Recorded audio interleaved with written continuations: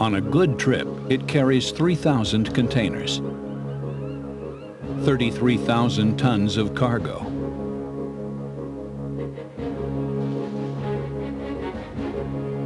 Cargo from 5 continents, from 40 different ports of call, headed for the Chesapeake Bay. At Cape Henry, the gateway to the bay, a guide team goes to work, tracking, identifying, communicating, automated radar plotting, VHF communications. This is one of the first vessel traffic information systems in the country. Maryland pilots calling the motor vessel Texas. From an inlet behind Cape Henry, the rest of the guide team goes to work, sending out a fast boat and an experienced pilot. The motor vessel Texas, a cargo carrier out of Norway, nearly 900 feet long, northbound for Baltimore, Maryland. On the bridge, a captain out of Norway, waiting to turn his ship over to a bay pilot from Baltimore. A ship's captain is like a general practitioner. His coastal navigation experience is very limited. A pilot is a specialist. He has been trained and certified to do this coastal navigation ship handling. First, the TH Channel, then the Chesapeake.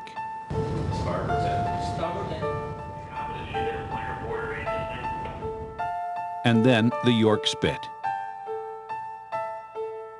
35 miles of narrow channels, cutting through some of the richest fishing grounds in the world. And 1 hour further north, the Rappahannock Channel, a 15-mile cut leading into the deep water channel of the old river that ran through here 10,000 years ago. My responsibility as a pilot is to provide navigational direction and to ensure navigational safety as the ship transits the Chesapeake Bay. From the bottom of the bay to Baltimore is 150 miles.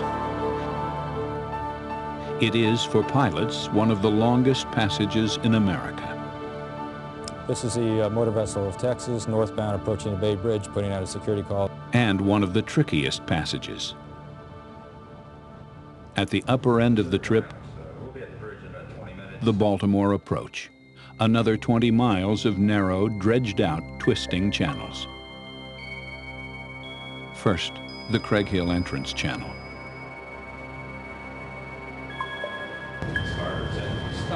Then the Craig Hill Channel.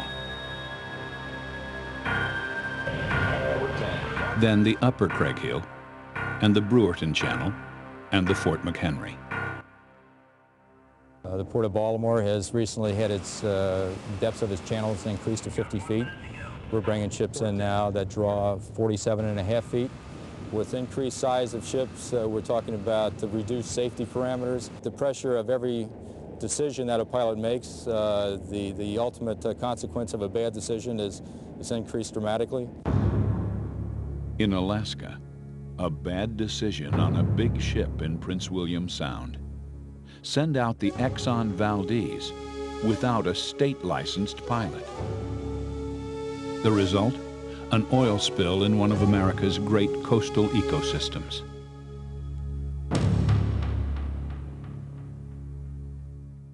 The Exxon Valdez did not safely make it out one night.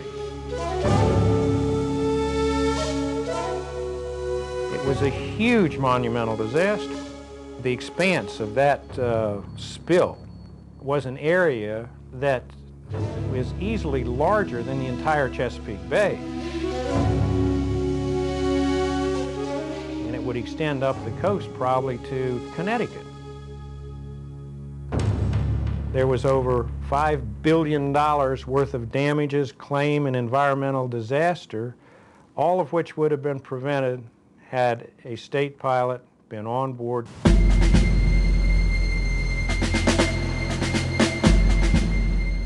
In Maryland, the men and women who bring ships up the bay all spent years at sea as ship's officers. They hold master's licenses for handling ships of all sizes. Most are graduates from maritime universities.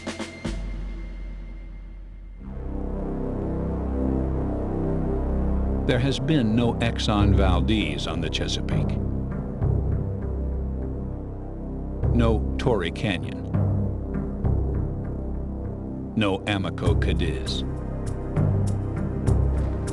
For nearly 150 years, Maryland pilots have led ship after ship on the long passage up the bay.